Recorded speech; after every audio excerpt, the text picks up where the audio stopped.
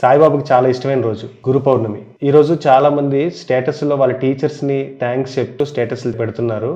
అవి చూసి నేను కూడా బీట్ 4థ్ క్లాస్‌లో సోఫియా టీచర్ దగ్గర నుంచి సినిమాల్లోకెళ్ళడానికి కారణమైన చిరంజీవి గారి దాకా చాలా మంది టీచర్స్ ఉన్నారండి. అది పదుల సంఖ్యతో మొదలయ్యి ఆల్మోస్ట్ 500 మెంబర్స్ దాకా ఉంటారని అనుకుంటున్నాను. పేరు పేరున థ్యాంక్ యూ సో మచ్ అండి. వితౌట్ యూ నేను ఈ రోజు ఇలా షేప్ అయ్యేవాడిని కాదు. ఈ రోజు నా సబ్స్క్రైబర్స్ కౌంట్ 500. ఇంత త్వరగా నేను రీచ్ అవుతాను అనుకోలేదు. సో ఈ 500 మందికి కూడా పేరు పేరున థ్యాంక్ యూ సో మచ్ అండి.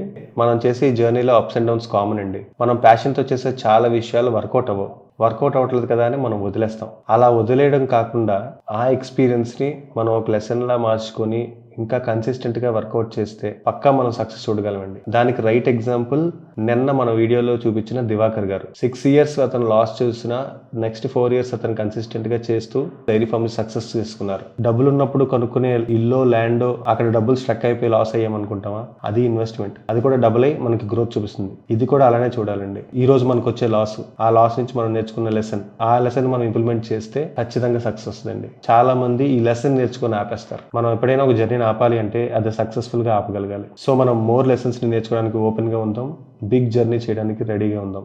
Thank you.